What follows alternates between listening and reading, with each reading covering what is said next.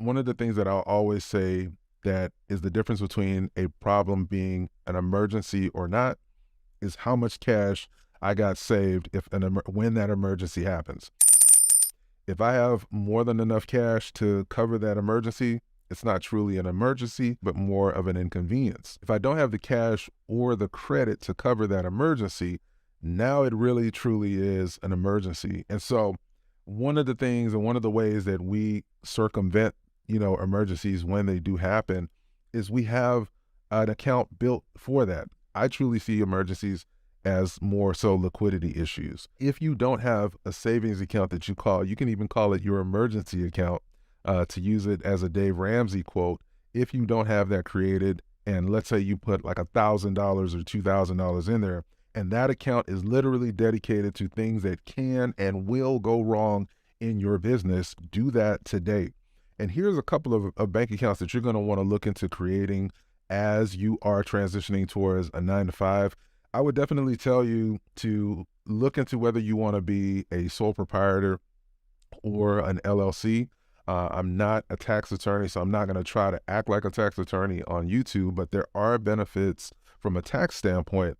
Having an LLC, a specific type of LLC called an S Corp, I'll let you do your research on that. When you have an LLC created or a sole proprietorship, and you can get a sole proprietorship probably for like 10, 11 bucks. You just go to your county court office and file for it. Every state is different, but having an LLC along with what's called an EIN number, that will allow you to open up a business bank account, especially if you consider yourself a serious entrepreneur. You're going to want to have multiple bank accounts for multiple reasons. I would say look into, once you create your business bank accounts, you definitely want to have an operating account. You definitely will want to have a tax account. You definitely will want to have an expense account.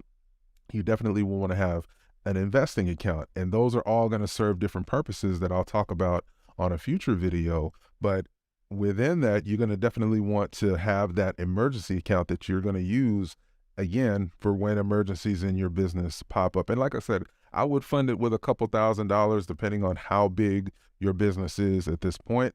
If you are, just making a couple $1,000s a month, then it may not necessarily have to be, $10,000 that you put in that account. But I would say at least $1,000 to $5,000 you'll want to have for emergencies set aside, because they will happen, and you want to make sure that you budget for it. As a full-time entrepreneur, you're going to want to start, and this is probably going to be where we wrap here, but you're definitely going to want to look into tax software or something to track your expenses. The great thing about our tax code here in the United States is that the tax code favors entrepreneurs. So if you have the ability to go out and start a business, Uncle Sam will treat you a lot nicer from a tax standpoint than they treat us as W-2 employees, because a lot of the things that you don't get tax benefits for, you get as a full-time entrepreneur or even a part-time entrepreneur. You have the ability to write off a whole bunch of things that you use for your business, and you'd be surprised what's considered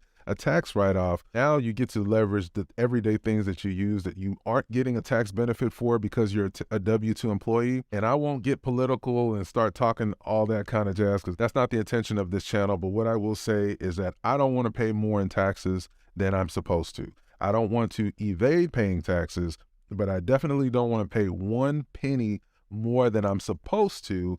And the way that you're able to do that legally is by taking advantage of the tax code and either, again, tracking your own expenses, whether it's your mileage, if you're driving around the city, or certain costs that you use to run your business.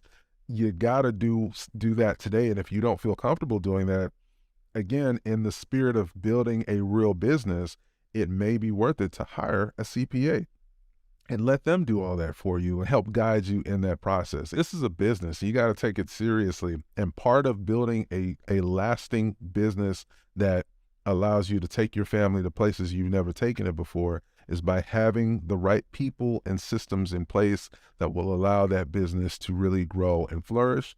And come tax time, you're Gucci because you have paid your fair share of taxes. But your goal is to work with someone that's a strategist that helps keep your taxes as low as humanly possible.